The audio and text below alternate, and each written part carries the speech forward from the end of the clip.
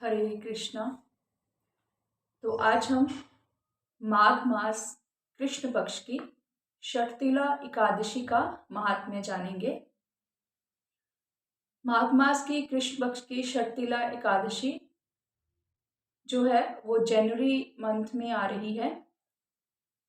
युधिष्ठिर ने पूछा, जगन्नाथ श्री कृष्ण आदिदेव जगतपते माघ मास के कृष्ण पक्ष में कौन सी एकादशी होती है, उसके पालन की क्या विधि है तथा उसका क्या फल है। महाप्राज्ञ कृपा करके ये सब बातें बताइए। श्री भगवान बोले, राजन सुनो, माघ मास के कृष्ण पक्ष की जो एकादशी है वह षटतिला के नाम से विख्यात है, जो समस्त पापों का नाश करने वाली है। अब तुम षटतिला की पाप हारिणी कथा सुनो, जिसे मुनि श्रेष्ठ पुलस्त्य ने दलभ्य से कहा था।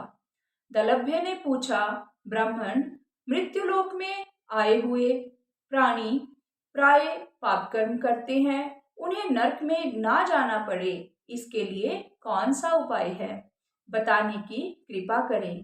पुलस्त्य जी बोले, महाभाग तुमने बहुत अच्छी बात पूछी है, बतलाता हूँ, सुनो। माघ मास आने पर मनुष्य को चाहिए कि वह नहा धोकर पवित्र होकर इंद्रियों को संयम में रखते हुए काम, क्रोध, अहंकार, लोभ और चुगली आदि बुराइयों को त्याग दे। देवादिदेव भगवान का स्मरण करके जल से पैर धोकर भूमि पर पड़े हुए गोबर का संग्रह करे, उसमें तिल और कपास छोड़कर 108 पिंडिकाएं बनाए। फिर माघ में जब आर्द्रा या मूल नक्षत्र आए तब कृष्ण पक्ष की एकादशी करने के लिए नियम ग्रहण करे। भली भांति स्नान करके पवित्र होकर शुद्ध भाव से देवादिदेव विष्णु की पूजा करे। कोई भूल हो जाने पर श्री कृष्ण का नाम उच्चारण करे। कौन सा नाम उच्चारण करेंगे? हरे कृष्ण कृष्ण कृष्ण हरे हरे, हरे राम राम राम हरे हरे। रात को जागरण, कीर्तन और होम करे। चंदन, अर्गजा, अर्गजा मतलब एक सुगंधित लेप है, कपूर, नैवेद्य आदि सामग्रियों से शंख, चक्र और गदा धारण करने वाले देव देवेश्वर श्री हरि की पूजा करे। तत्पश्चात भगवान का स्मरण करके बारंबार श्री कृष्ण का नाम उच्चारण करते हुए कुम्हड़े, नारियल आदि बिचौरे के फल से भगवान को विधि पूर्वक पूजकर अर्घ्य दे। अन्य सब सामग्रियों के अभाव में अगर कोई और सामग्री हमारे पास नहीं है तो हम क्या कर सकते हैं? अन्य सब सामग्रियों के अभाव में 100 सुपारियां, सुपारी होती है ना, 100 सुपारियां लेनी है, 100 के द्वारा भी पूजन और अर्घ्य दान किए जा सकते हैं। अर्घ्य के लिए जो मंत्र बताया है वो पद्म पुराण से लिया गया है। पद्म पुराण जो कि पद्म पुराण के 44 जो अध्याय है उसका 18वें से लेके 20वां जो श्लोक है वो हम उच्चारण कर सकते हैं, जिसका अर्थ है, सच्चिदानंद स्वरूप श्री कृष्ण आप बड़े दयालु हैं, हम आश्रयहीन जीवों के आप आश्रयदाता होइए। पुरुषोत्तम, हम संसार समुद्र में डूब रहे हैं, आप हम पर प्रसन्न होइए। कमल नयन, आपको प्रणाम है। विश्व भावन, आपको प्रणाम है। सुब्रमण्यम, महापुरुष, सबके पूर्वज, आपको प्रणाम है। जगतपते, आप लक्ष्मी जी के साथ मेरा दिया हुआ अर्घ्य स्वीकार करें। तत्पश्चात ब्राह्मण की पूजा करें, उसे जल का घड़ा दान दें, साथ ही छाता, जूता और वस्त्र भी दें। दान करते समय ऐसा कहें, इस दान के द्वारा भगवान श्री कृष्ण मुझ पर प्रसन्न हो। अपनी शक्ति के अनुसार श्रेष्ठ ब्राह्मण को काली गौ दान करें। द्विज श्रेष्ठ विद्वान पुरुष को चाहिए कि वह तिल से भरा हुआ पात्र भी दान करे।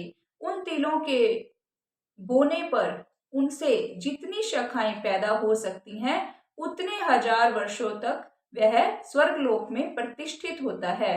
तिल से स्नान करें, तिल का उपटन लगाएं, तिल से होम करें, तिल मिलाया हुआ जल पिएं, तिल का दान करें और तिल को भोजन में प्रयोग करें। इस प्रकार 6 कार्यों में तिल का उपयोग करने से यह एकादशी षटतिला कहलाती है, जो सब पापों का नाश करने वाली है।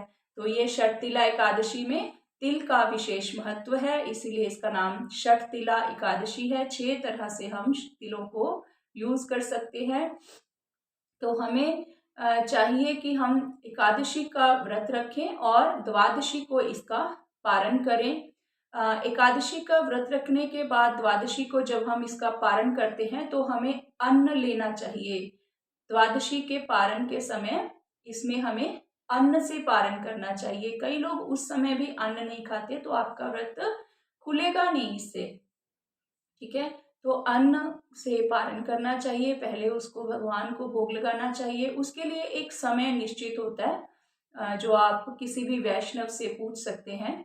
तो वो निश्चित समय के अंदर ही आपने, वो 3-4 घंटे का तकरीबन समय रहता है, तो आप उस 3-4 घंटे के समय के अंदर ही अपने व्रत को खोल सकते हैं, ना उससे पहले ना उसके बाद। अगर आपके पास आप बाहर हैं, आप नहीं कुछ खा सकते उस समय में, तो आप क्या करें, आप जल से भी अपना व्रत खोल सकते हैं। उस समय भगवान को उस जल को ही अर्पित करें कि हे प्रभु, मैंने आपकी प्रसन्नता के लिए, आपको खुश करने के लिए ये एकादशी का व्रत रखा था, मुझे इसका फल नहीं चाहिए, इसका फल आप ले लो और आप प्रसन्न हो जाओ मेरे पे, ताकि मैं मृत्यु के बाद आपके गोलोक वृंदावन धाम में आ सकूं और मेरे सभी पापों को नष्ट कीजिए। धन्यवाद। तो इस तरह से आप एकादशी व्रत का पालन कर सकते हैं। ठीक है जी, तो जुड़े रहिए। हरे कृष्णा।